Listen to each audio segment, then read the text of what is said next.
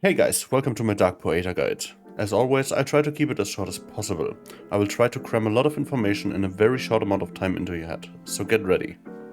First, you'll need to finish an entry quest for DP. It's called a Secret Summons for Elias or a Future Threat for Asmodeans. They require 20 blue Balua scales and a Rift Essence, which is bought at the General Goods Merchant. The quest provides you with a time activation stone, which is needed to enter Dark Poeta. You will always need that item for every entry. After you finish the entry quest, you can either pay 20 scales to enter as many times as you want per day, up to 7 times a week obviously, or pay 5 scales at the core entrance. This is the preferred way as scales are very expensive. Now let's get a quick look at the two main runs people do.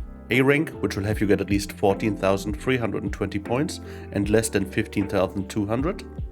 Or S rank, which will have you get more than 15,200 points and the timer should still have more than 2 hours left. On screen here will be a very prettily done illustration of mine of the route. This is called a full run, which is what you'll do when you need all the armor and accessories. Once your party doesn't need armor anymore, you can skip the Marabatas and Spallers as they take most amount of time. Just make sure to kill a couple of Ginsengs between the start and Spiritmaster Atmach then.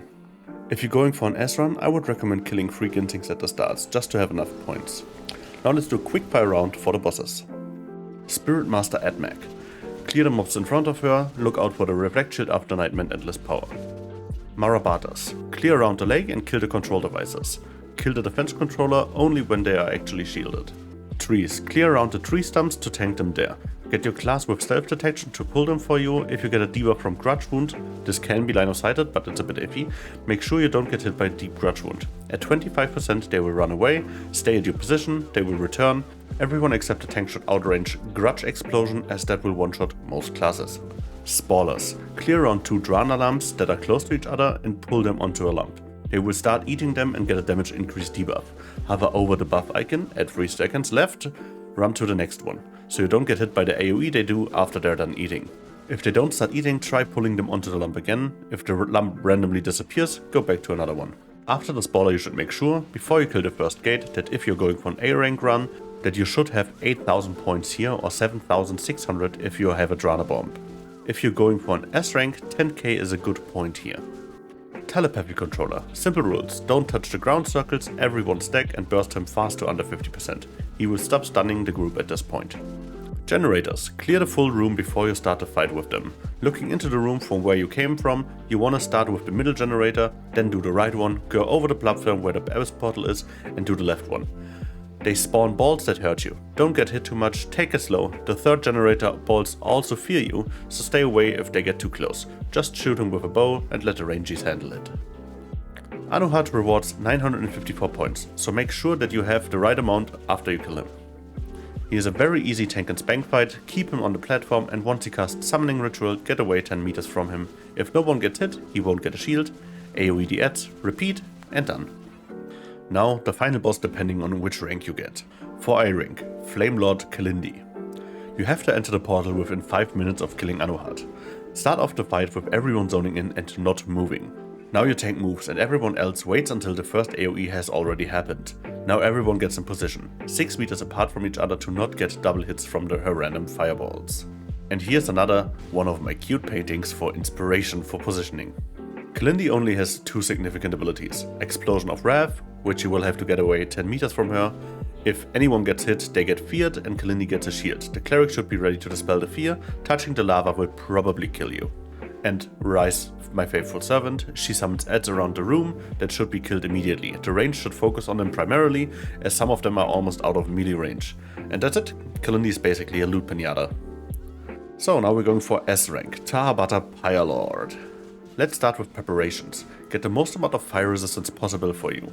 Major Flame Resist Scroll, Wise Dragon King Broiled Meat, Summer Circle, Elemental Resist Mantra, maybe even the blue helmet of Calindi. Now, Tahabata starts almost exactly like Calindi. Start off the fight with everyone zoning in and not moving. Now your tank moves and everyone else waits until the first AoE has already happened. Now everyone gets in position. If you have an assassin tanking, make sure your plate doesn't hit the boss while tanking the first hit. Let your assassin build a little aggro for around 5 to 7% of the boss health. This will make your fight significantly easier down the line. Now let's take a little look at his abilities. Strike Down with Anger is a 5k unavoidable damage hit. You can use a major anti-shock scroll to make your cleric's life a little easier. Explosion of Wrath, a 10 meter AoE range, 3k damage. If someone gets hit, they get feared and Tahabata gets a shield. Avoid this AoE. You have enough time to just run out. Eruption of Power, 10 meter AoE range, 2k damage, and if someone gets hit, he gets a 400% reflect shield. Avoid this at all cost. To make sure you don't die because of the reflect, it is recommended to put away your weapons just for a second, just in case.